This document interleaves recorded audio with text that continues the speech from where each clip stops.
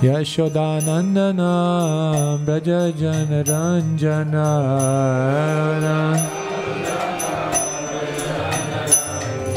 Yashodanandana Braja Jana Ranjana Yamuna Tira Vanachari Yamuna Tira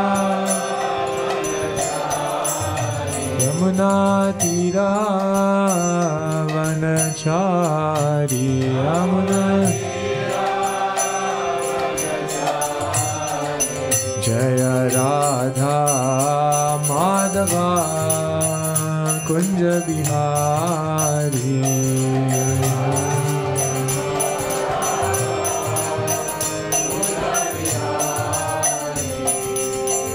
Gopi Jana Vallabha Girivardhari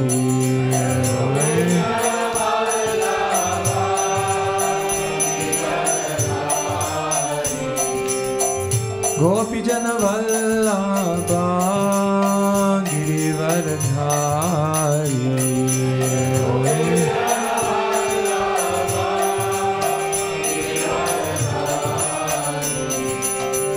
Yashodanandana Braja Jana Ranjana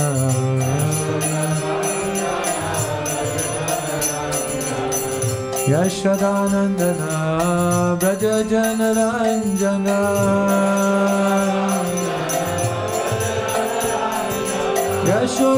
Yashodanandana Braja Jana Ranjana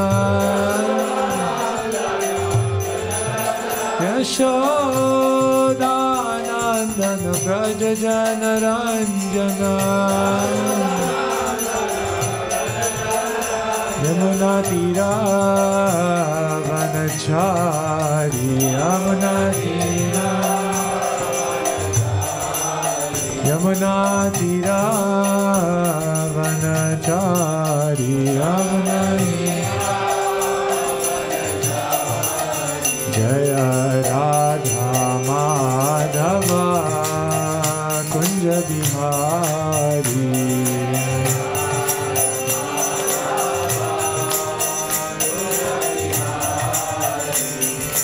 Hare Krishna Hare Krishna Krishna Krishna Hare Hare Hare Rama Hare Rama Rama Rama Hare Hare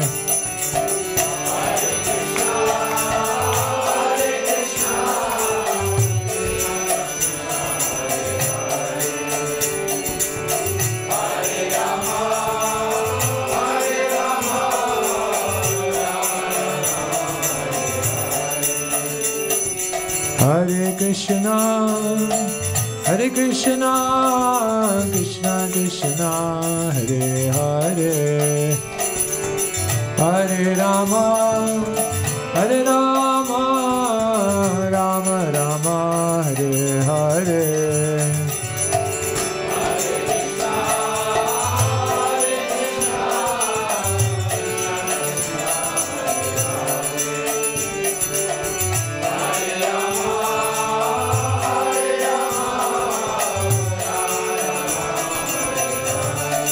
Hare Krishna Krishna Krishna Hare Hare Hare Rama Rama Rama Hare Hare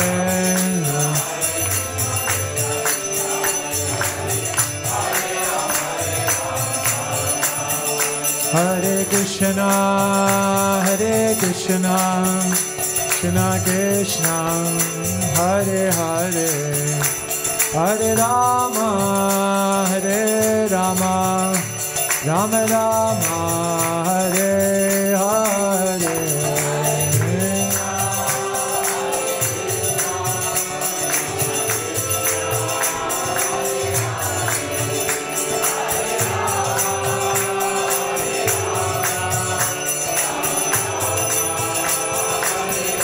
Jaya Vrindavan Dham, Vrindavan Dham, Vrindavan Dham, Jaya Krishna Balaram.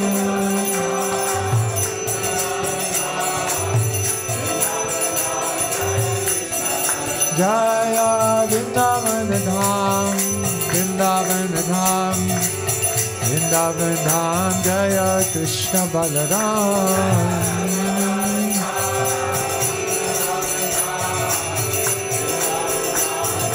Nitai Gaura Hari Bol, Hari Bol, Hari Bol, Nitai Gaura Hari Bol.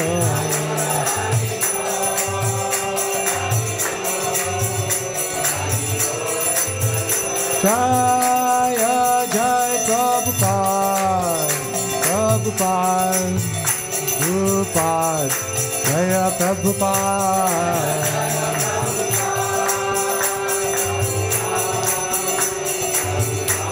Jaya Jaya Prabhupada, Prabhupada, Prabhupada, Jaya Prabhupada.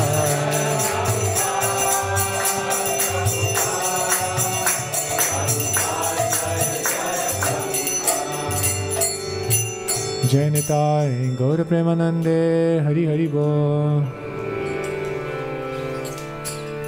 Mama Jnanatimmirandhasya Jnananjana Shalakaya Chakshurunmilitam Yena Tasmai Shri Gurave Namaha.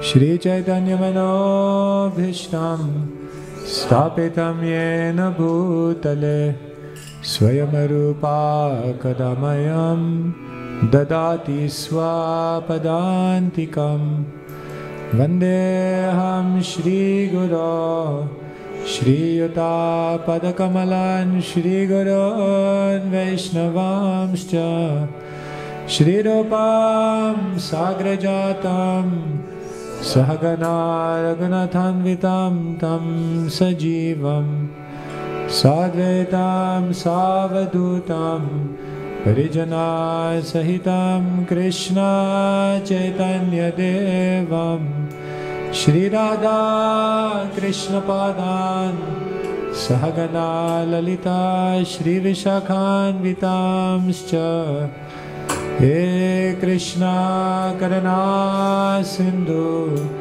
Dinabandhu Jagatpate Gopesha Gopika Kanta Radha Kanta Namostute Tapta Kanchana Gaurangi Radhe Vrindavaneshwari Vrishabhanu Sute Devi Pranamami Hari Priya Vansha Kalpatarubhyascha Kripa Sindhubhya Evacha Patitanam Pavanebhyo Vaishnavebhyo Namo Namaha.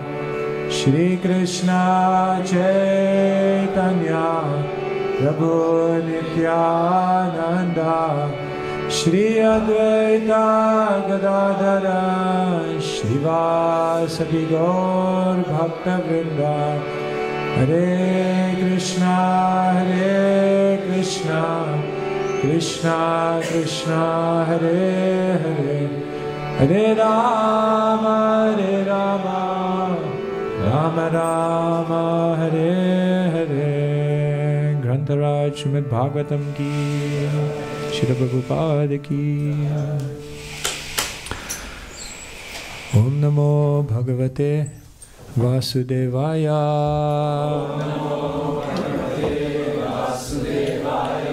Om Namo Bhagavate Vasudevaya.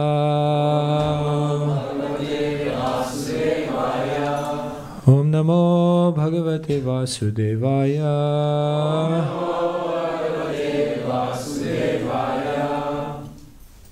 Hare Krishna everyone, good morning. Thank you so much for coming. Take the permission of Maharaj before I begin to share some words. Srimad Bhagavatam. Today we're reading from Canto number 5, chapter number 1, entitled The Activities of Maharaj Priyavrata. And today we're reading from text number 19.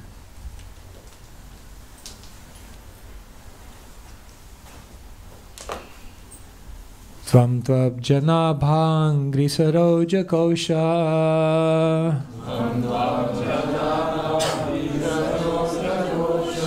Durga shrito nirjita satsapatna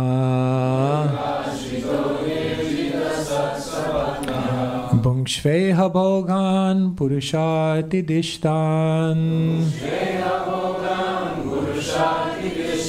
Vimukta sangha prakritim bhajashva Tvam tvabjana bhangri saroja kosha Durga shrito nirjita satsapatna Bhungshveha bhogan purushati dishtan Vimukta sangha prakritim bhajashva Tvam tvabjana bhangri saroja kosha Durga shrito nirjita satsapatna Bhungshveha bhogan purushati dishtan Vimukta sangha prakritim bhajashva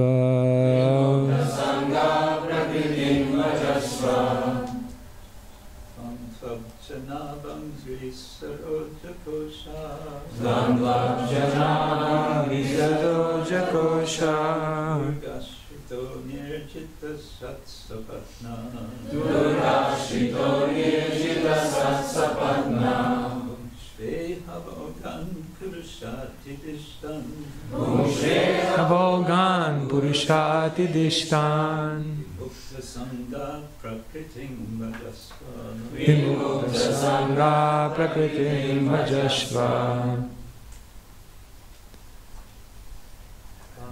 Janabhangri saroja kosha Janabhangri saroja kosha Durga shrito nirjita satsapatna Durga shrito nirjita satsapatna Bhungshveha bhogan purushati dishtan Bhungshveha bhogan purushati dishtan Vimukta sangha prakritim bhajasva Vimukta sangha prakritim bhajasva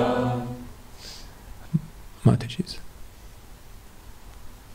Tvam tvabjanabhangri saroja kosha Tvam tvabjanabhangri saroja kosha Durga shrito nirjita satsapatna Durga shrito nirjita satsapatna Bhungshveha bhogan purushati dishtan Bhungshveha bhogan purushati dishtan Vimukta sangha prakritim bhajasva Vimukta sangha prakritim bhajasva Tvam yourself Tu then Abjanabha of the Supreme Personality of Godhead whose navel is like a lotus flower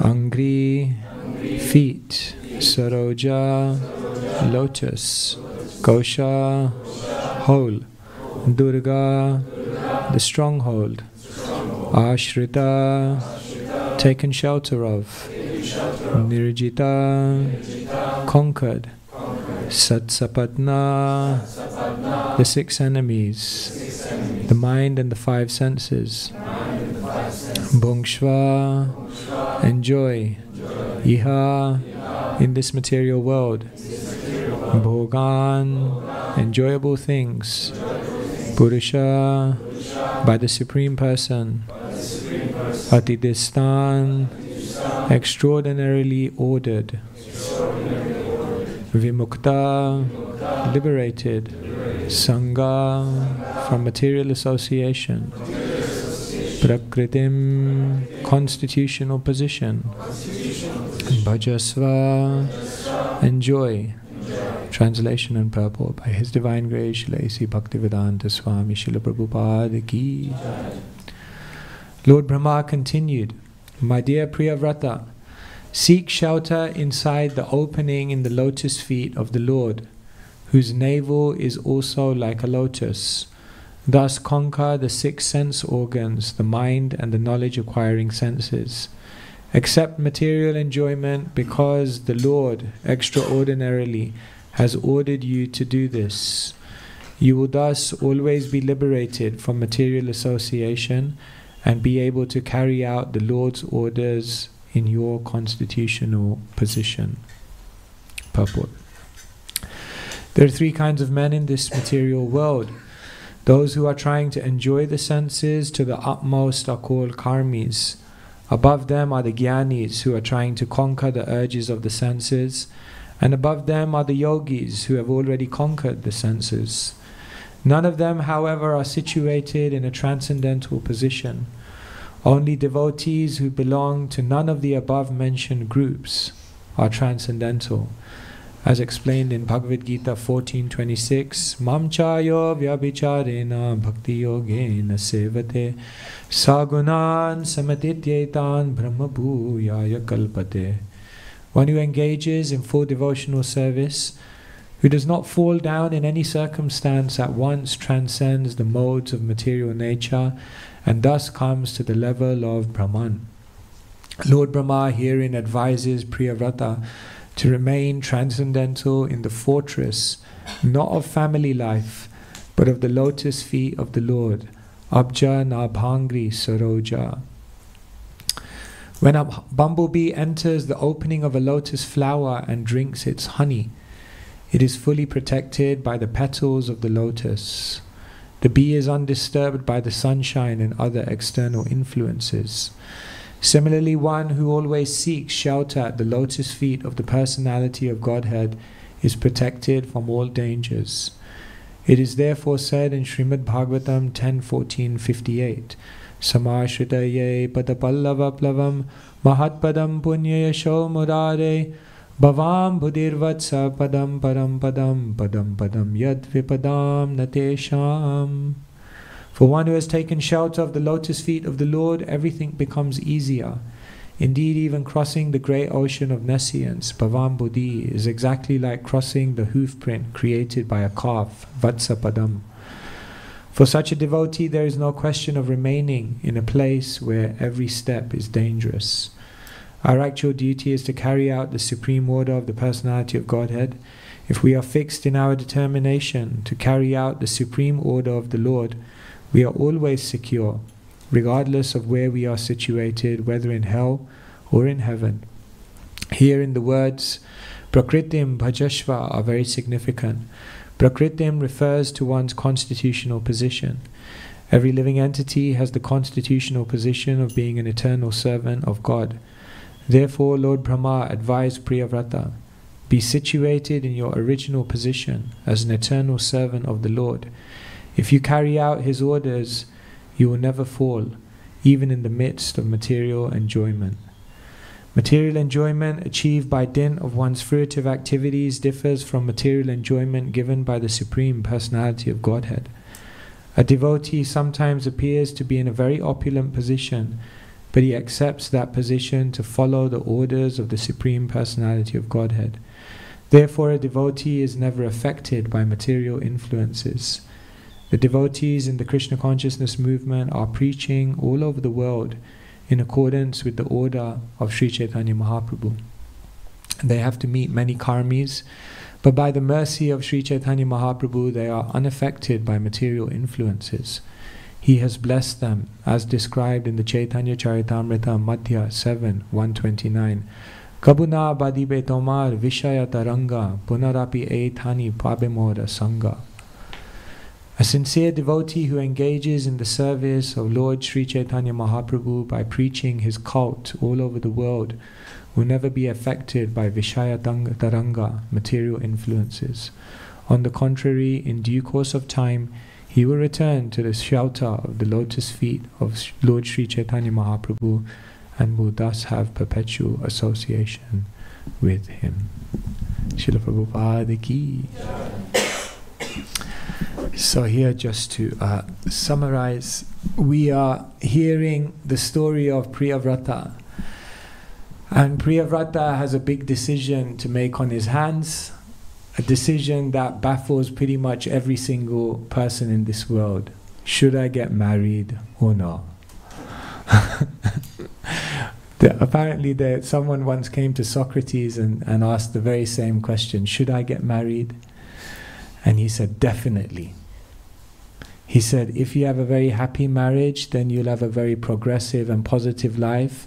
And if it's a rocky marriage, don't worry, you'll become a philosopher like me. So one way or the other, the benefit is there.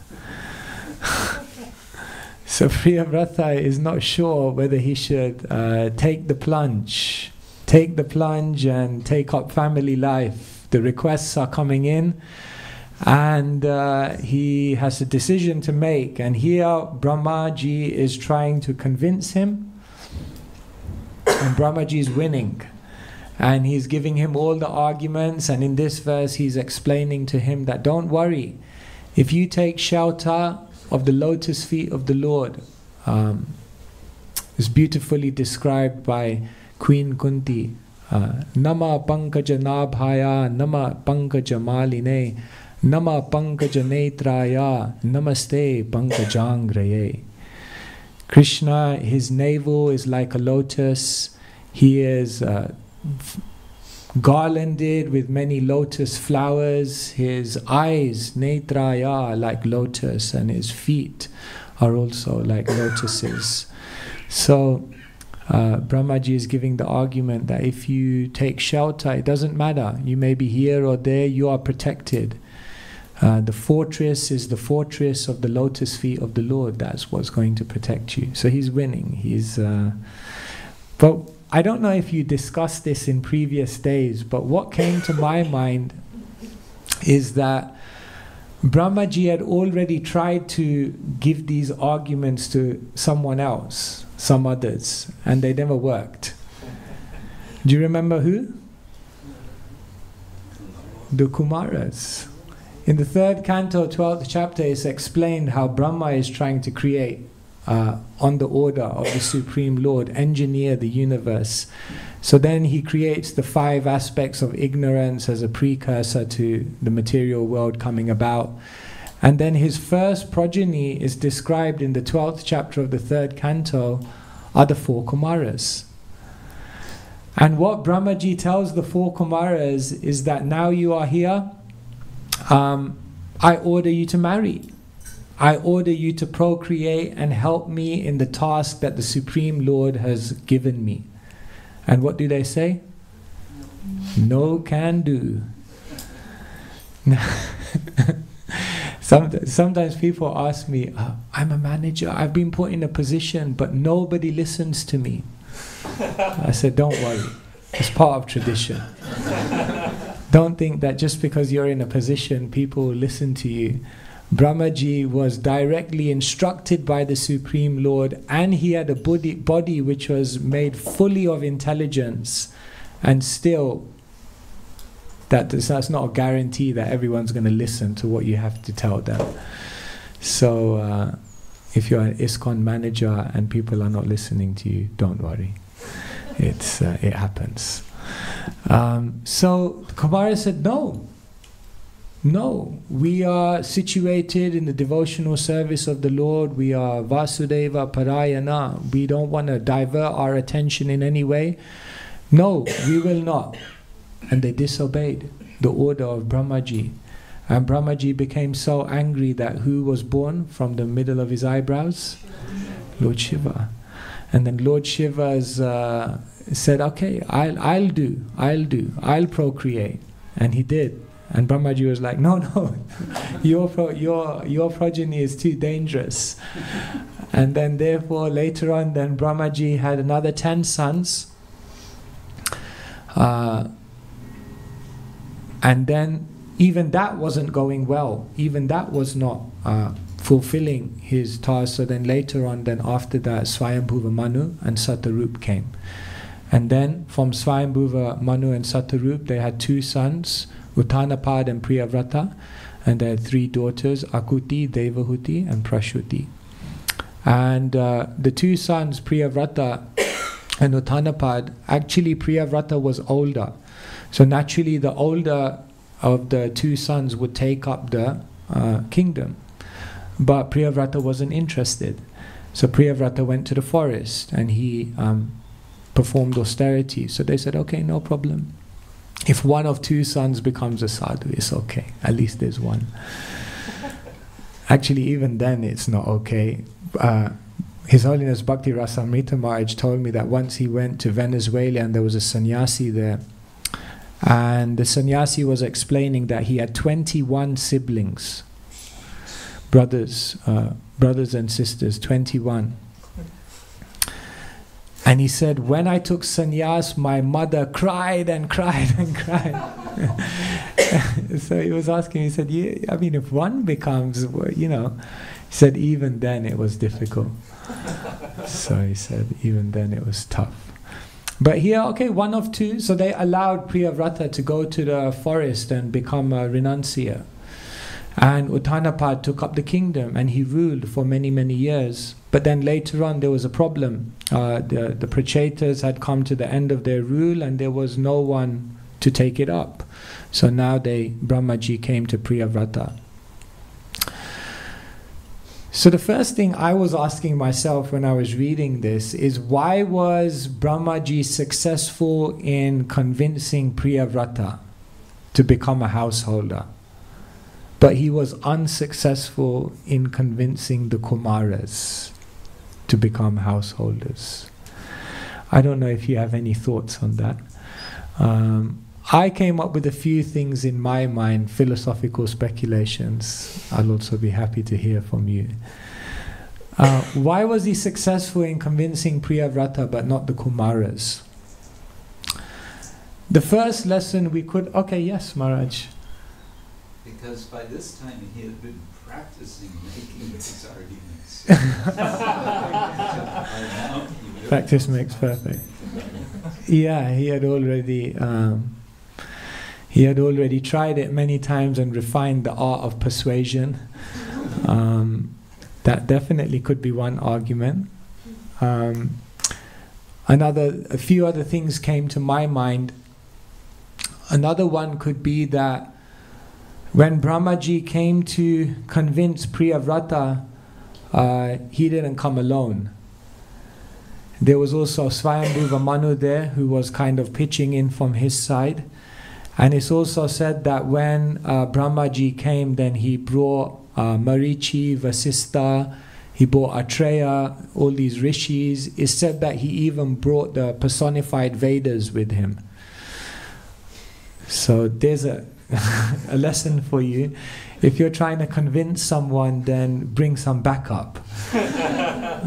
People often do that on emails or things. When they want to convince you, then they just start CCing like really important people into the email. It's just like, by the way, CC, okay. They say the power of a petition is in 2 things. Like in the world, when there's activism and they want to do a petition, the power is in 2 things. A petition is more powerful based on, number 1, the number of signatures, and number 2, the quality of the people who have put their name down. So if you got some big people putting their name down and you got a lot of signatures, then you got a good chance it will go through. So that's one lesson we could learn. That this time Brahmaji came with backup and therefore maybe more successful. Another argument which could be given why Brahmaji was successful with Priyavrata and not the Kumaras is because in this case the situation was more of an emergency. In the case of the Kumaras, it wasn't necessarily an emergency because nothing was happening anyway. But in the case of Priyavrata, there was a whole kingdom and there was a situation which needed to be resolved, and therefore it required and therefore perhaps in this case there was more weight on Brahmaji's side to convince Priyavrata.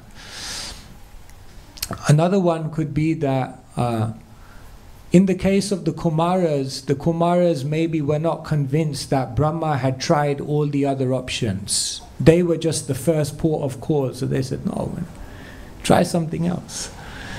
Whereas in Priyavrata's situation, they had tried so many other things, but there was no one else to do it. So he was the last port of call. Perhaps another one could be that in the case of Brahma and the Kumaras, Brahma was their father.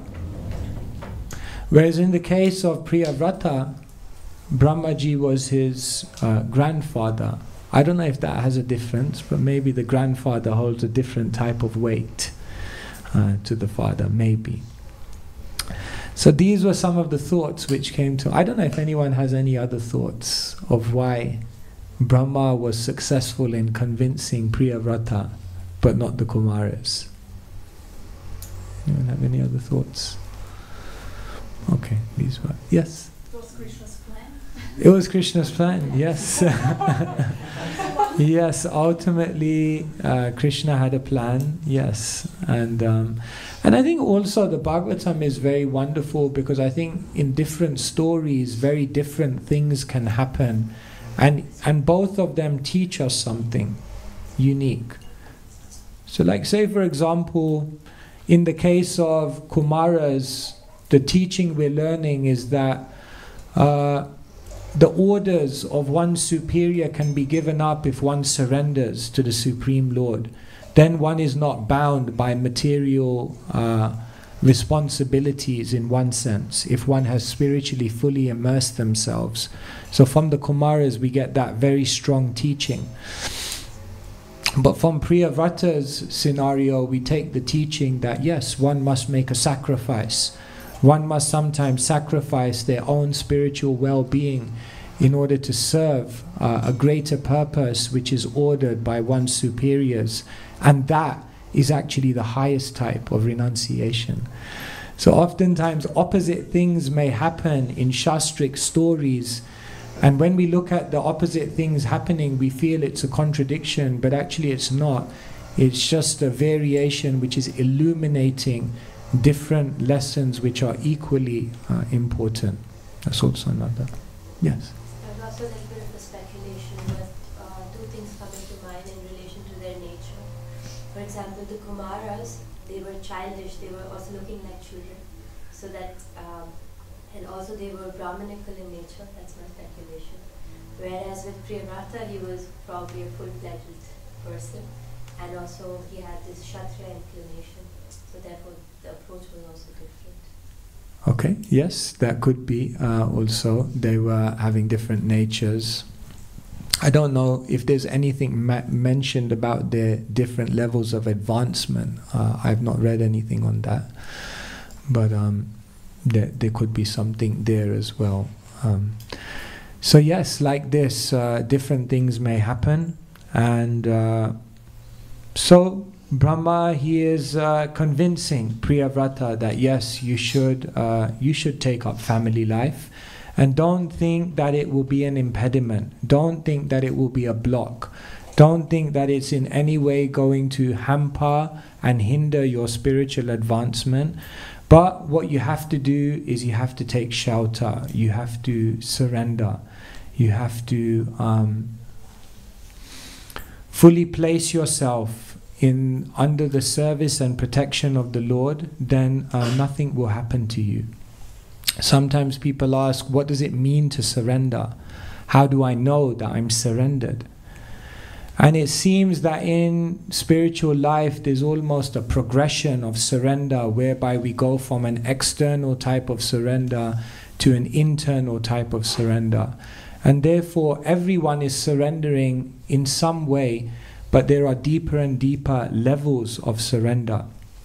For example, when Bhaktivinoda Thakur talks about surrender in his songs, then he quotes the famous verse, Anukulyasya sankalpa pratikulyasya varjanam Rakshishyati ti vishvasho goptritve varanam tatha akmanikshepa karpanye sadvida sharanagati. So he says there are 6 items of surrender, and if you look at these 6 items of surrender, they're actually progressively deeper in their expression of one's surrender. You could say the first 2 aspects of surrender, to accept whatever is favorable and to reject whatever is unfavorable, is very much to do with the tangible actions. But then what we find later on with the later levels of surrender is they're more to do with one's consciousness and ultimately one's disposition of heart. So then later on it said that the third aspect of surrender is to recognize that Krishna is my protector, to recognize that in all situations Krishna is maintaining me. So this is a deeper type of level of surrender of the intelligence, because the intelligence, the material intelligence tells us I'm the controller and I'm the enjoyer. But the surrendered intelligence recognizes Krishna is my protector, Krishna is my maintainer.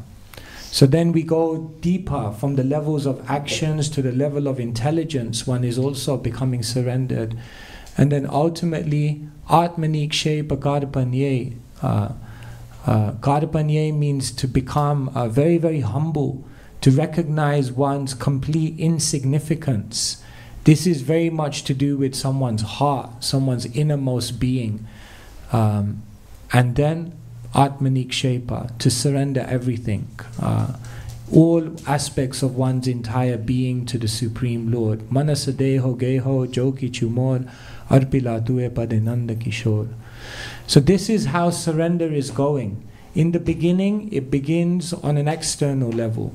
We surrender to activities. We accept what is favorable lifestyle, favorable processes, favorable association.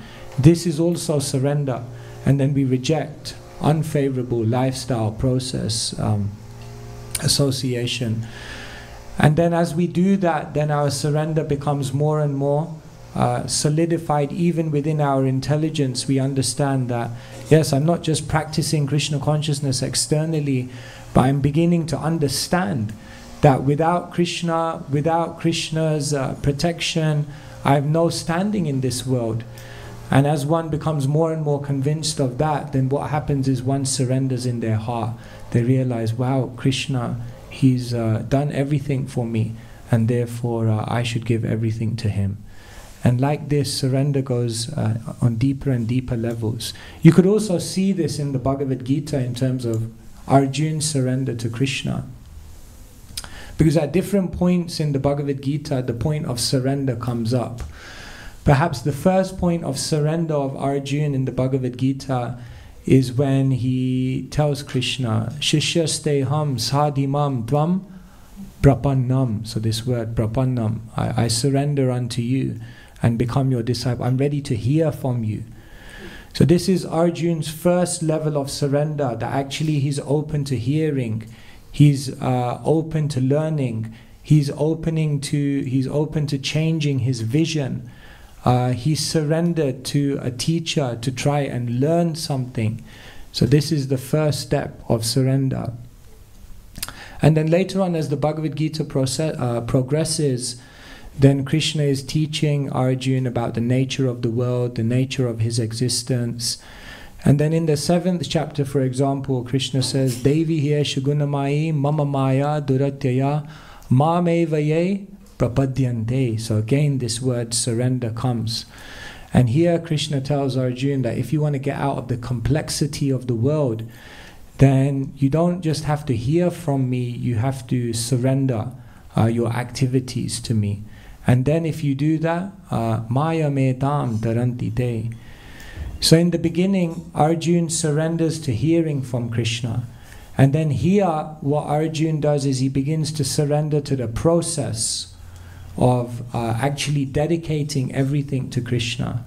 And there he realizes on Krishna's instruction and wisdom that if he does that, he'll go beyond the influence of the world. But then later on in the Gita, there's a heartfelt type of surrender. like in the 18th chapter, Tvameva saranam gacha sarva bhavena bharata. Sarva bhavena bharata. Surrender unto me entirely with your bhav, with your full heartfelt willingness. Krishna says, Aham tvam sarva dharmam parityaja mamekam. So now Krishna is saying, surrender not just your hearing process and your intelligence to new ideas, surrender not just your activities in a process, but surrender entirely unto me in your heart. This is an even deeper type of surrender. So like this, Priyavrata is being instructed by Brahmaji that if you become surrendered, if you take shelter, Shishi Jagannath Baladev Subhadra Maharani ki, Shishi Gaur Nitai ki. If you become completely surrendered, then family life and complexities of family life won't affect you anymore. And when we think of surrender, we can understand that this surrender is progressive. It has to begin externally by surrendering to the process, but then it matures internally by actually being completely aligned with Krishna's will. It's said that we only have one thing that Krishna never takes away, and that's our free will. So when we completely align our free will with Krishna's will, then we can understand that is the ultimate type of surrender. Therefore, vraja, the word vraja has different connotations, but one is that it means to move. Vraja means to move. And one explanation is given by Bhaktisiddhanta Saraswati Thakur in Amritavani. He says that Vraja, or the residents of Vrindavan, the Brajabasis, the reason they call Brajabasis is because they are always moving with Krishna. Krishna walks, and we don't know where Krishna is going to go. We don't know what Krishna's will is going to be. We don't know what next adventures Krishna will send us on. But the Brajabasis are always walking with Krishna. They're fearless, they're flexible, they're fully available for wherever Krishna wants to take them. And in that sense, Vraja is the place of surrender, because there the residents are entirely aligned with Krishna. And that perhaps is the highest level of surrender that we're trying to get to. So, therefore, one need not worry. Grihe thako, vane thako, sada hari bole dako. Whether you're living in household life, whether you're in the forest, it doesn't matter. Surrender unto Krishna. Chant His names, follow the process, and the effects of the modes of nature will not go upon you. One final thing I'll just comment on, because Srila Prabhupada quotes it in this verse, and I can ask you for your ideas on this. At the end of the purport, Srila Prabhupada quotes the verse that Sri Chaitanya Mahaprabhu spoke to the Kurma Brahmana. The Kurma Brahmana, Brahmaji is telling Priyavrata to go into family life. The Kurma Brahmana had gone into family life. And when Mahaprabhu came, then the Kurma Brahmana said to Mahaprabhu, I cannot tolerate the waves of family life anymore. I want to leave. So at that point, Mahaprabhu told the Kurma Brahmana the very famous verse that Prabhupada quoted again and again. Jare dekha tare kaha Krishna upadesh amara agyaya guru hanadara e desh. Mahaprabhu told them that the waves of family life, material life is affecting you. I'll give you the solution. Everyone you meet, everyone you see, tell them about Krishna. And Mahaprabhu says, Kabuna bhadibe tomar vishaya taranga punarapi thani pabe mora sangha. If you follow this instruction of mine to tell everyone you meet about Krishna, then the waves of family life will affect you no more. So, again, when I read that first time, I was like, what's the connection there? I mean, imagine if someone comes to you with all their problems of, you know, I got a mortgage, I got family problems, I got this, and you look at them and you say, everyone you meet, everyone you see, just tell them about Krishna. And these waves of family life will no longer affect you. It's an interesting response. Like now we have like mentorship systems, and you know, so like a mentor could get reported for giving advice like that. Like, why are you giving such transcendental advice? You should help practically.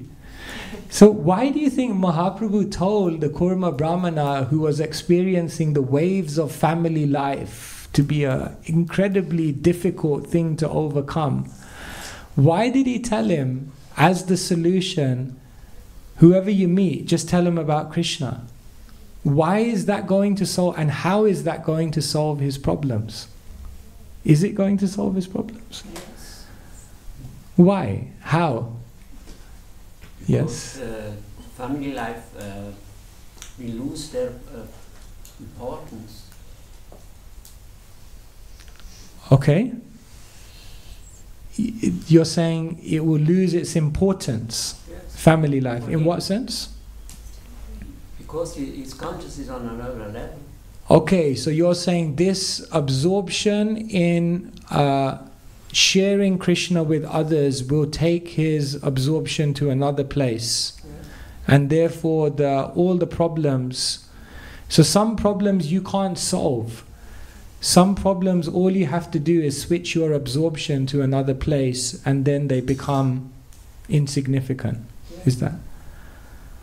Okay, good. Yeah, that could definitely be one way, that preaching is one of the most absorbing activities. Sharing Krishna with others is one of the most absorbing activities, and it has the power to take your absorption away from all of your problems. And so that could definitely be one. When I was doing this once, His Holiness Jai Advaita Maharaj was sitting there. So I asked this question to the audience, and Maharaj put his hand up. And he said, I know why this will solve the problems. I said, yes, Maharaj, please tell us. He said, because he'll be out of the house preaching all the time. He won't be at home. There won't be any time to have any arguments. Yes, Maharaj. Well, if he's speaking about Krishna to everyone that he meets, he may eventually meet someone who is very wealthy. Will be inspired by his preaching and will help him to pay his mortgage.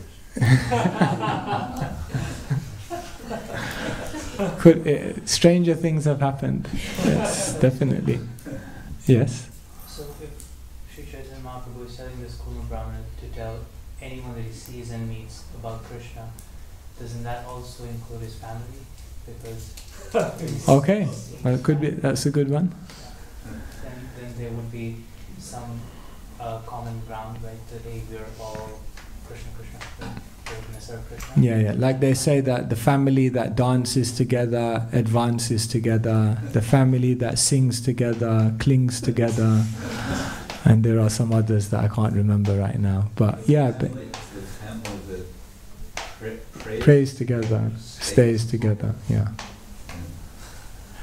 So Jadade Katare Kaha Krishna Upadesh doesn't mean only preach to the whole world, but preach to each other, talk to each other about Krishna, and maybe you'll find that when you talk to each other about Krishna, then you actually elevate your consciousness beyond the problems and the petty arguments of material life. Yes. Yeah, I think it also has to do with just learning to forget about one's own little problems, but Yeah. by helping others actually develops compassion, and then your own problem also becomes solved in a way. Yeah, it's like expanding your consciousness. Yeah. Yeah. Just received like we get a daily quote from my Guru Maharaj, His Holiness Bhakti Swarup Damodar Maharaj, and he says, which just fits: the spirit of a Vaishnava is that he is not worried about his or her own advancement, but is always concerned about the well-being of others. Yeah. Of that spirit. Yeah, so as you broaden your horizon, so like Mahaprabhu said in Chaitanya Mangala, it said that he gave up the small world of family life to embrace the whole world as his family. And so in one sense, that's not just what you do when you take sannyas. In one sense, every Krishna conscious householder does that. They're not just living in the small world of family life, they're embracing the whole world as their family. The Krishna conscious householder, before they take a meal, they should go to the door and say, "Is anyone hungry? Is anyone hungry? Is anyone hungry?" And just by that broad-mindedness and expansion of one's consciousness, one sees everything in a broader vision. Thank you. Nice. Yes? What comes to mind is that in order to be able to speak about Krishna, we need to hear about Krishna. Okay. Immerse ourselves in the Shastra, and there, consciousness is elevated, and you're also getting some practical advice on also Grihastha life. Yeah, so if you have to tell everyone you meet about Krishna, then you have to have something to say. You have to have some realization. You feel that very much, like when you become a traveling preacher and, wherever you go, they just put a mic in front of you. It's like, okay. Not a day goes by where you're not speaking about Krishna, which is beautiful, it's wonderful. But then we realize, I must hear about Krishna, I must have some genuine realization about Krishna, otherwise how can I continue speaking about Krishna? It becomes almost very mechanical, so one must have some realization to share. Thank you. Yes? As is stated in the Bhagavad Gita, one who preaches becomes dearmost to Krishna, and then everything in life becomes auspicious. Yes, Krishna says, Nachatasman manusheshu kashkin me priyakritama, that what you get one vital ingredient when you share Krishna consciousness with others, which is you become very dear to Krishna and you are invested with mercy. Perhaps the only way we will overcome our problems in this world are only if we get mercy. And where is perhaps the greatest and one of the most powerful places from which to draw mercy? The space in which you are trying to share mercy with others. And therefore, by going and telling the Brahmana, go and tell everyone about Krishna, help them, then Mahaprabhu knew that he would become very blessed, and those blessings would carry him through whatever difficulty. Yes? When you are meeting many people, you see they have bigger problem in their life. And then you see... Yeah. It ain't that bad. Then you feel like, my problems are petty problems. Yeah. No one has bigger problems. Yeah, it's like that. There's a story that a king, he said, I'm opening up an exhibition and I want everyone to display all their problems, because everyone was complaining, oh, I've got so many problems. So he said, I want you to open a gallery and I want you to display all your problems. So they came and they displayed all their problems, and they were now looking at each other's problems, having a good, good time. Bhaktivinoda says, I become happy on seeing someone else's problems. And so they were all like, and then they were all walking out, and the king said, no, hang on, where are you all going? They said, we've seen everyone's problems, we're out of here. He goes, no, I got a gallery full of problems here.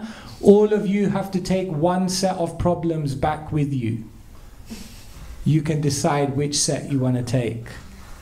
So they were looking at everyone else's problems, but in a different mindset. Like, I got to take these problems. So they're like, this person's problem not so bad, but they got that thing. No, don't leave that one. And this person, no, it seems okay, but there's this thing. Oh, no, I don't want to deal with that. Everyone looked at everyone else's problems and said, you know what? I take my own problems and get out of here. Because we have this notion and feeling that my problems are the worst, my life is the hardest, my obstacles are insurmountable, oh no, why am I? But when you go out and you share Krishna consciousness and you realize how much struggle there is in the material world, how much people have to go through. It's not funny, but it's interesting on book distribution that because people meet you for the first time and they're like, I'm never going to meet you again probably in my whole life. they're very open, you know. People tell you things on the street, they're very honest. And I'm like, are you sure you want to tell me all of this? Like, yeah, I want to talk. Okay, let's talk. And people are very open and they reveal so much about their life, what they're going through, and you realize, man, it's not so bad. With all my problems, I have a process. I have a way out. At least I know what I need to do to find some peace of mind. And then you realize it's not so bad. So yes, it gives us realization. So it's very interesting. This is why Shastra is so beautiful, and this is why Sangha is so powerful, because it almost seems like Mahaprabhu just makes a very, very transcendental statement, and it's like, okay, yeah, but we need some practical solutions here. That can sometimes be the response. But it's very, very scientific, the instructions of Shastra and how they protect us and how they mold our life in a very beautiful way. So here, just as Mahaprabhu told Kurma Brahmana, you don't need to worry. Family life doesn't have to be an impediment. Brahmaji is telling Priyavrata, don't worry, just take shelter of the lotus feet of the Lord. You'll be protected. Nothing can impede you, because the Lord will always be with you. Hare Krishna. Thank you so much. I don't know if there are any comments, questions. Yes, Maharaj, please. Is there a mic?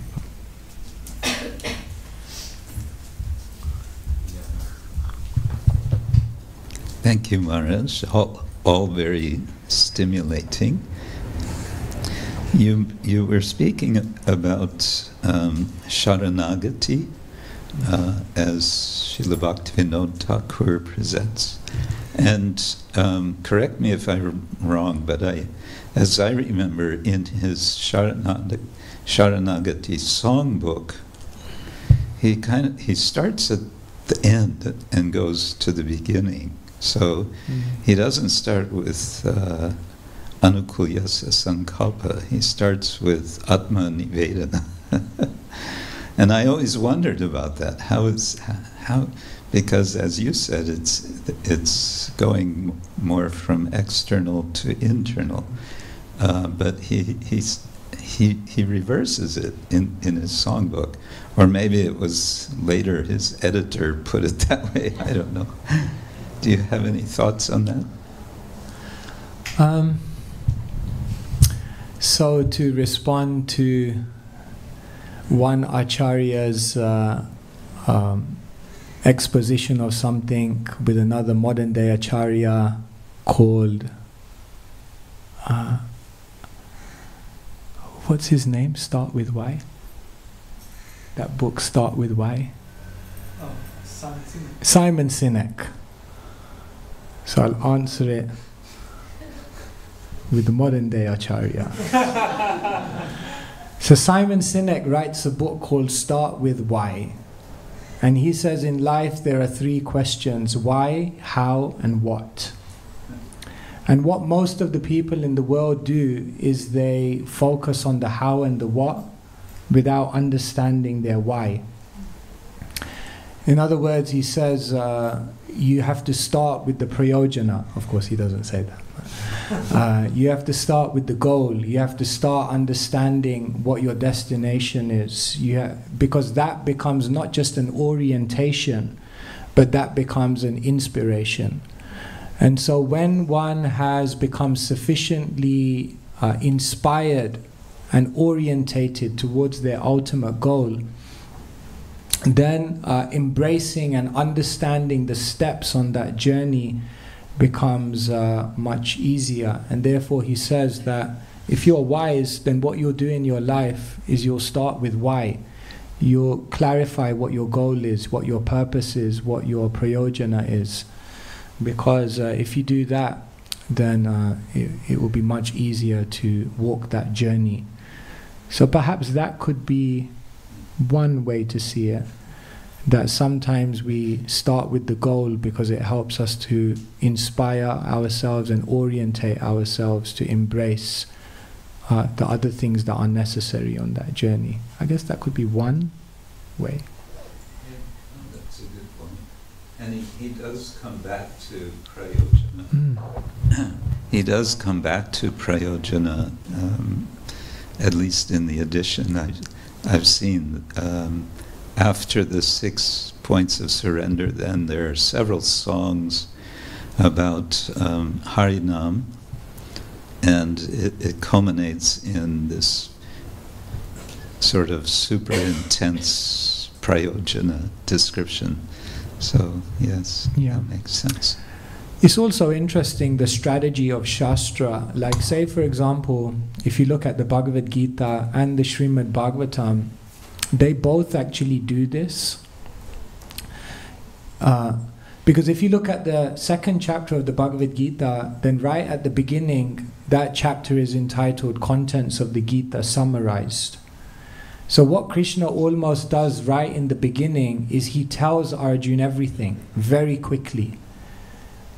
And then Arjuna says, look, whoa, hang on, I got some questions here. And then in the third chapter he starts asking his questions, and then Krishna again systematically goes through it. So Krishna says what it is. Sometimes they say in public speaking it's like that. They say, tell people what you're going to tell them, and then tell them what you just told them. That's actually, they say in the world, that's how you do public speaking. And if you look at the Bhagavatam, it's actually very similar, because in the second canto, which is where the conversation of Sukadeva and Parikshit takes place, then Parikshit obviously asks his question. And then one commentator, he says that, I think it's Sridhar Swami, he says that Sukadeva Goswami is so enthusiastic to respond to Parikshit's question that he forgets to do a Mangalacharan.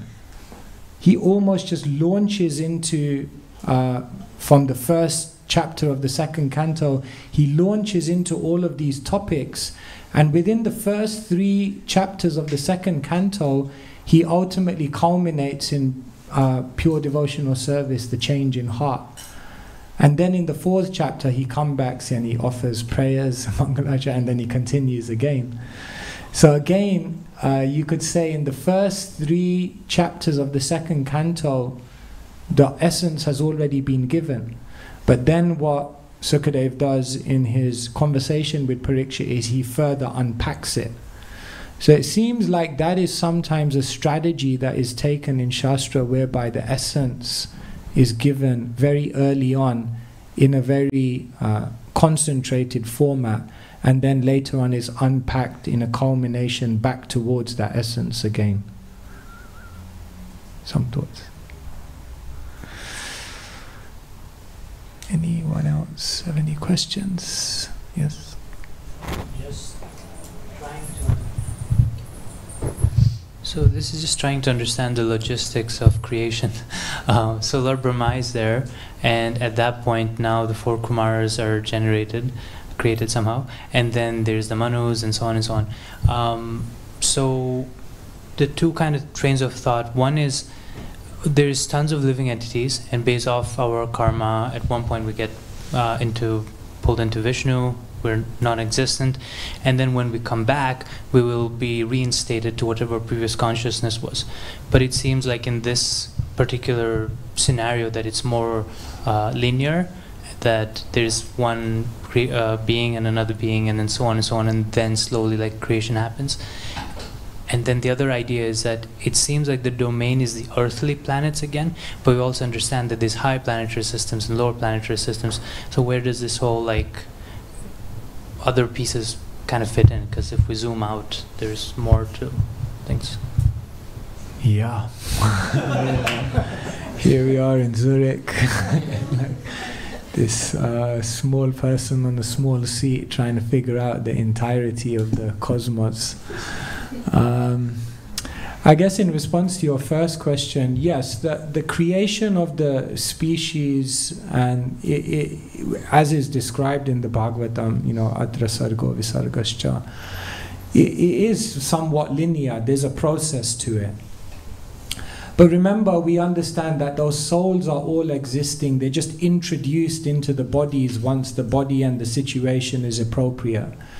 So the way the Lord creates the world is that there are planetary systems, there are then species, and there are also ages. And the combination of the planetary systems, the species, and different ages, that creates every conceivable type of variation required to introduce the souls into this world for the ideal situation that they need to experience. So yeah, although the creation of the material bodies of species seems somewhat linear, we understand that the souls are always existing, are just introduced into those species at a relevant time to continue on their journey, like that. And then your second question about how does creation take place in other planetary systems? Yes, we don't hear, the Bhagavatam doesn't really deal with that level of detail, like on every planetary system. Of course, it talks about the species, the types of situations. We know that the 5th canto contains, Sthanam is focused on the planetary systems, and we understand what kind of situations of life there are in different realms, but the details of how that comes about in all the different planets. Of course, we understand there are Bhagavatams which are of different lengths and different details, and there are Bhagavatams on heavenly planets which are much, much more vast than the Srimad Bhagavatam that we're reading here. So perhaps you may have to go to the heavenly planets and buy a Bhagavatam set there. Thank you. Thank you. Yes.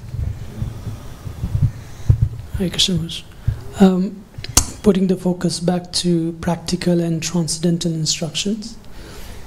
I remember Kadam Kanan Maharaj tell this story that while he was in a Sankirtan early days, and it was minus temperature, and one of the Sankirtan leader, he hit his finger, and it's literally hurting him like anything. And he says, "Prabhu, you're not the body, you're the soul." And he was like, I couldn't take it. And he was like, that was the last day I went to Sankirtan and I left.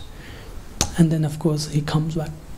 So I was just wondering if you can add some rider to it, that when do we say transcendental instructions? And yeah, it's interesting. Would you do it if someone came to you and said, I've got all these family problems, I've got so many difficulties? Would we say that? Whoever you see, whoever you meet, just tell them about Krishna. The first thing is, what we often communicate in our advice is not simply our words, but it's our realization. And often we say, don't preach beyond your realization. So oftentimes when we give very transcendental instructions to people, it's not coming from a place of realization. It's coming from a place of maybe immaturity. And therefore it doesn't penetrate those individuals in the same way. But when one actually has genuine realization of what they're saying, they've experienced it in their life, and they say it with that realization, then it has a different impact. And therefore one must always try to... they say you can't take the world to a higher place than what you've reached internally yourself. So is that person who told the person who banged his finger, like, you're not the body, if tomorrow his finger would be, would he have the same realization in that moment? That's a good question to sometimes ask. So that's one thing. I think the second thing is, sometimes it doesn't have to be either or. Either I give a transcendental instruction or I give a practical instruction. But why can't you give a transcendental instruction and then give someone the practical steps to walk towards it? Because what we often do is we go off when we're advising people, we go off the road on one of the extremes. Either we give them a very transcendental instruction that's so beyond their level of realization that they can't do anything with it, or we give people such a practical piece of advice but doesn't really give any transcendental dimension and advancement and evolution towards, transcendental consciousness. So therefore, it needs both, the practical and the transcendental. Like, I'll give you two options. Option A, would you like to go to a hospital? Option A, you can go to a hospital where it's full of nurses, but there's no doctors. Option B, you can go to a hospital which is full of doctors, but no nurses. Which one do you want to go to? I'll stay at home. Because if you go to the option B, the one where there's only doctors, they might be able to do the operation or tell you but day-to-day care, there's nothing there. You might die before you get to the operation theatre. And the other one, if you're simply in a hospital full of nurses, then it might be okay on a day-to-day, but you just stay diseased for your whole life. So sometimes we just advise people practically, but there's no transcendental dimension. It's just helping them blowing on the boil. And then there's sometimes we're just like the other option B hospital, where we just tell people like, okay, Krishna. But it's like, okay, I need to do something tomorrow morning when I get up to like make my mind peaceful. No, Krishna. So it requires some balance, isn't it? The practical and the transcendental. Okay, maybe last question. The question was something in relation to the purpose.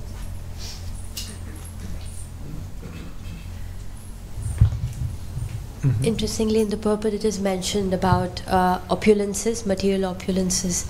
And Prabhupada mentions how for a devotee, even if there are so-called opulences, the devotee is not touched by material influence. And that's quite a powerful statement. And I was reminded of your lecture, Destroyed by Distractions, where you describe, I think there, how it is very difficult for a devotee. I mean, as devotees, we should be very careful because it can be difficult and we can be in this labh, pratishtha and all of, get caught into that. But here it seems very simple. Prabhupada says that a devotee is beyond material influence. So how do we reconcile this? That there is a danger, but at the same time it's also okay. Yeah, sometimes the danger of generally we feel the danger of material life very much in terms of the problems, the obstacles, the complexity. We don't also understand that the big danger of family life is the other side as well. The comfort, the opulence, the nice house with a nice garden and a villa by the sea. That's also just as dangerous. Srila Prabhupada said, Krishna tested me in two ways. First, he took everything away from me, and then later on he gave me everything. It's equally a test. It's equally a test because again, you can go off the road on both sides. So yes, Prabhupada makes it, as he always does, by his transcendental realization, sound effortless if you are fixed on your goal.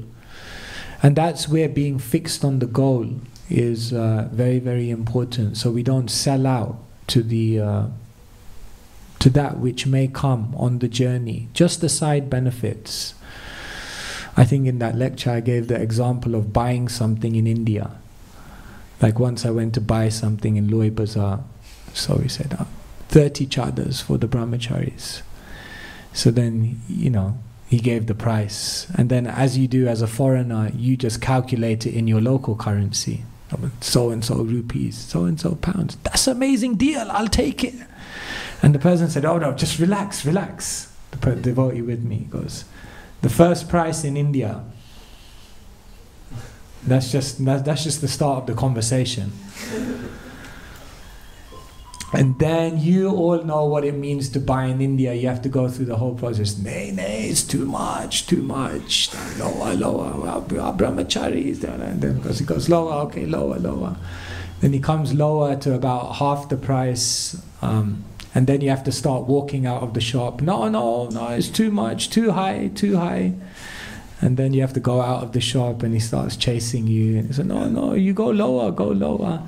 And then finally, when he's at about 1/8 of his original price, then you understand that's the real price. Okay, I'll take it.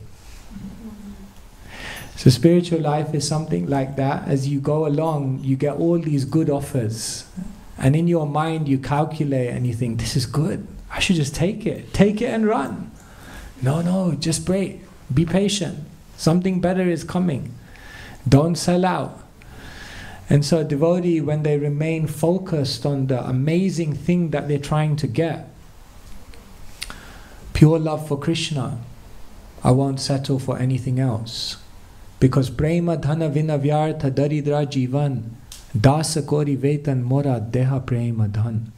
Kaviraj Goswami says, prema dhana vina vyartha, if I'm devoid of pure love for Krishna, daridra jivan, I'm an impoverished soul. Nothing else will make me wealthy, nothing else will satisfy my heart, only love. So that's why it requires so much orientation and inspiration to understand what is my North Star, where am I going? Then we'll never be distracted. Okay, yes, last one.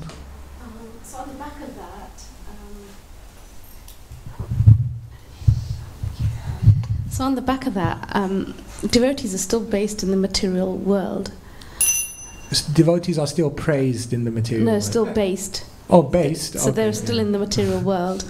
And so being in the material world, everything you do is still tinged with Rajas and Tamas, right? So even though you're trying your best to be in that Sattva goodness mode, it's still tinged. So we were discussing this yesterday actually, and we were just saying, I was saying like it's still tinged, so you kind of, it feels like a bit of a short deal, isn't it really? You're trying all your life to do and be in the mode of goodness, but as much as you do, you're still going to be tinged because you're in this material world, so you're kind of like, it's out of your control. Well, Srila Prabhupada does quote this verse, Mamcha yo vyabhicharena bhakti yogena sevate sagunan. Sagunan means you go beyond.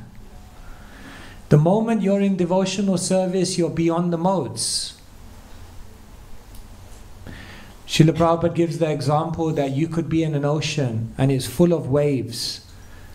But if you're situated in the boat, then those waves don't affect you.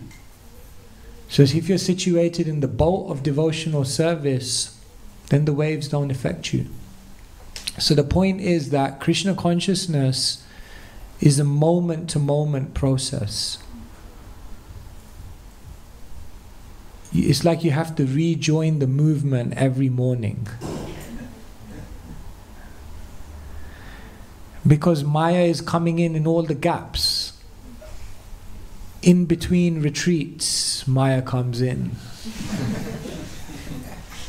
In between programs, Maya comes in. What to speak of that? In between mantras, Maya comes in. Wherever there's a gap, Maya comes in. Because Maya, equal opportunities employer. Everyone has equal opportunity. I used to work in the, before I became a monk, became brahmachari, and, sorry, we was monk, outreach.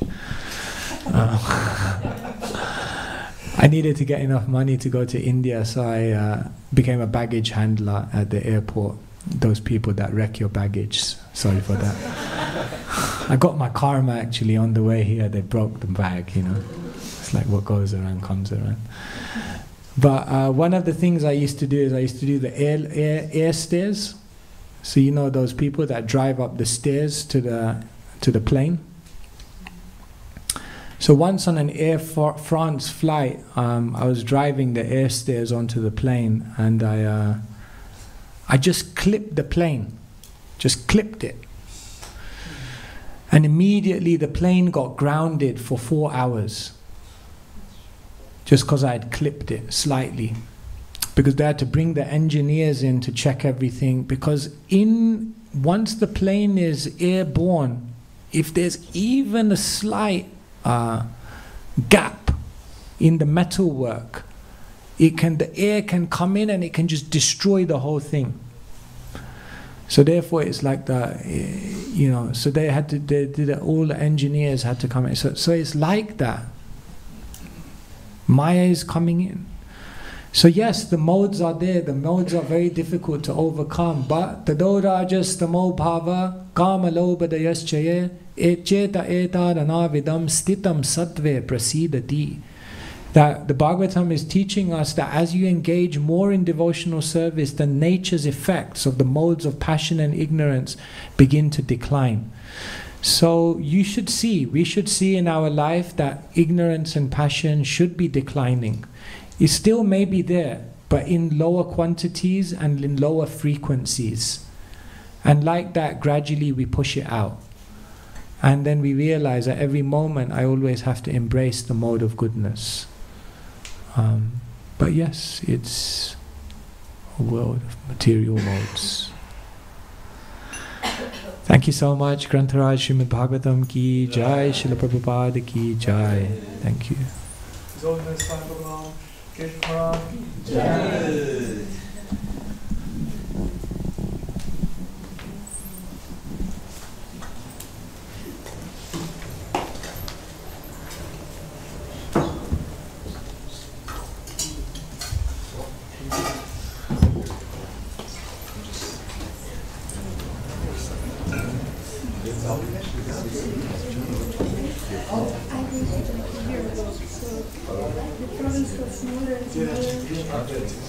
Yeah, kind of. The province I assume that it's smaller, straight, much less. It's just that. I'm good.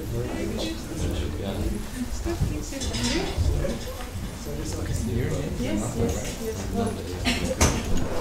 And many other nuns, but this beginning guy. Okay, then I'll give you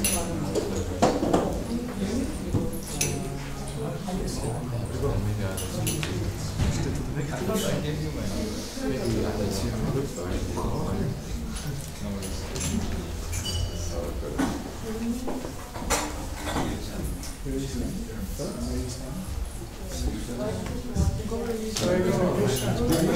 yeah, I think some other stuff.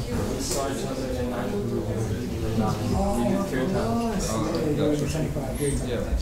I wasn't. Are you just I mean, yeah, I mean, I was there when I was there. I'll be there, but only from Wednesday onwards. Yeah. Monday and Tuesday. I was going out. Be there Thursday. Yeah. I'm going back, but I think I'll go to so the Sunday I finished studies last year, so I was in so you will stay till Thursday, and then the Sunday after, Sunday before. Oh, just Sunday. Oh, okay. Very good. Oh, that's possible. Yeah, that's from the one. Yeah. All right. Sunday maybe I don't know where they're it was in Dallas. But now, since you guys are okay, cool. Really? First time? I think I'll do that. No, please come in here. Can you go fast? Just that's like the biggest community in Australia.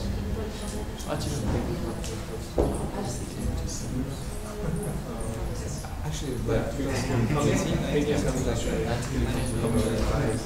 Oh yeah, I remember. Oh yeah.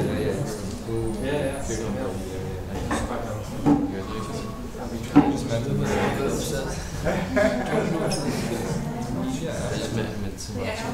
just met him in some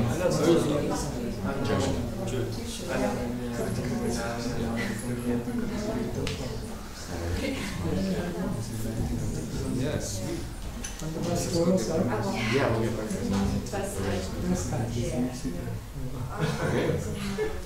Did you recognize me? Maybe. I recognize you, but it's always difficult to when you first met me, maybe you said like how are you? Like as if you said it was it's just something like that. It's hard to it's nice also.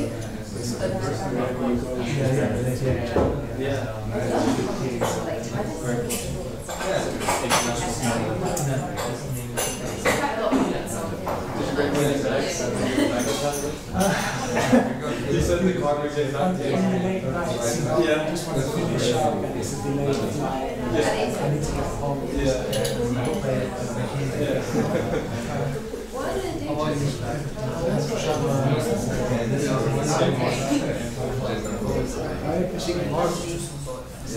Actually, this is a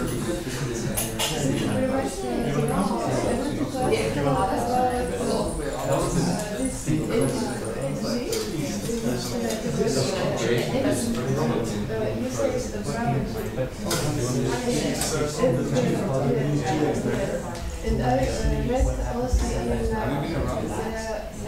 verse of the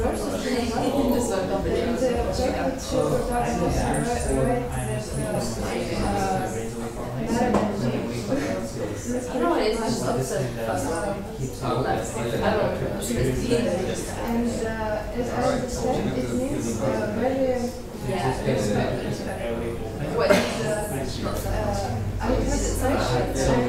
ideas about that one. Just those were sometimes like amazing yogi that you were breathing, taking such extra long deep breaths, and I was like, that's amazing experience.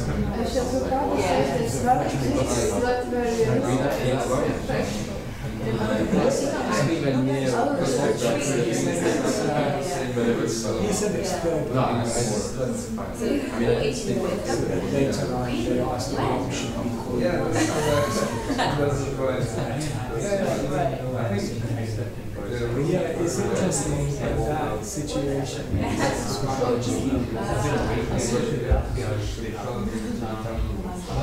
I think you should probably let me say. Oh, great.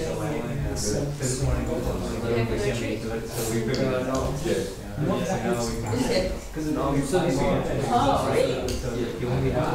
differences is like one sense where we use that as one permanent name. Basically, the problem is name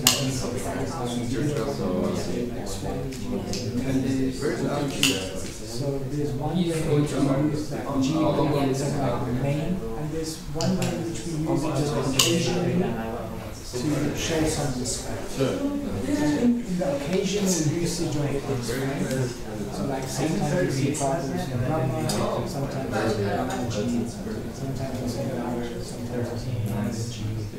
So when you use it occasionally, I think there's more and then sometimes they come up again. That's kind of what we did. Is it? Comes like national parks. I'm already being. And then, which is great. Just like no, it's like But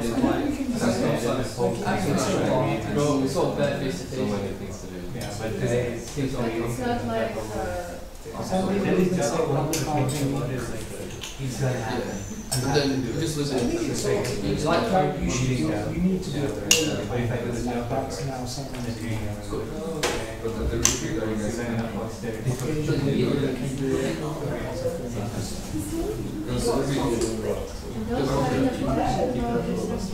I don't know anything. I don't know. Yeah, I'm just a long close relationship. So yeah.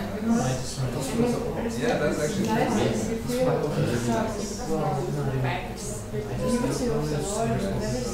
but then, for example, when you try to pray and look at God, if it's not there, then maybe you go down. Krishna, like you see Krishna as your dad, and you can be so respectful.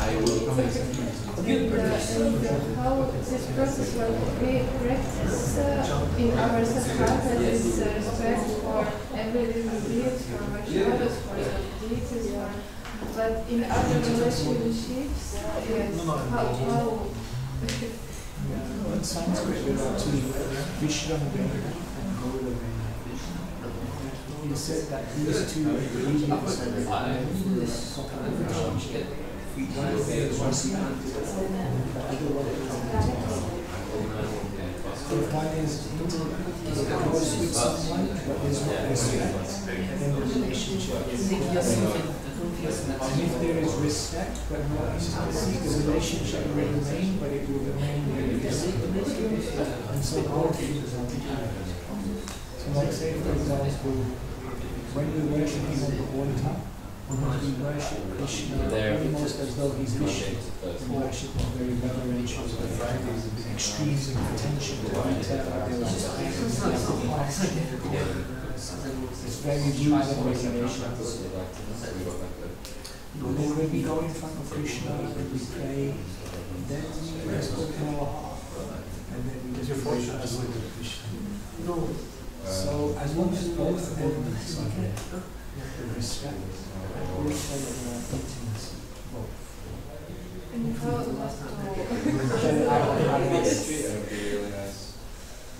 That's why in formal situations where we're worshipping, we always follow the protocol. But in informal situations, when we're able to come before the Lord, then we can be more personal. And you know that your crossing the line by interacting in the appropriate way, you might inspire and Judging others is the in relationships with seniors also like you have this respect, but also you want to as a person that you try to open, for example, when you meditate in the morning and try to realize that in every time of your life, you also open your heart and your prayers to God, and also this type of you want this intensity of relationship, but also with respect, and sometimes yes, the Bhagavatam says Guru Sudha, the story that we should have an attitude of friendship with the Guru. But it's mentioned that you should allow the Guru to initiate. So as a disciple, we always respect the Guru. When the Guru relates to us in a friendly way, then we can be friendly. But if we try to initiate and be friendly first, then we can cross the line. So in terms of friendship, we allow the Guru to But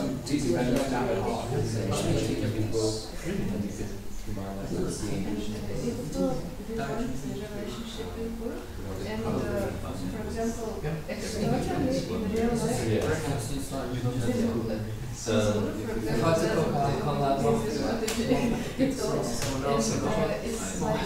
I feel before I felt but now I feel that I have this type of connection, but it's like I live and it's even when I went to university, I just get free to take aspect. My mom's a very good cook. First I wanted to and I decided to ask another guru, and So I kind of get a variety. but I still feel connection to. I thought in my head I would. And today I like was first guru, like his disciple, and it's like If not, I'm actually simple system because I don't know what is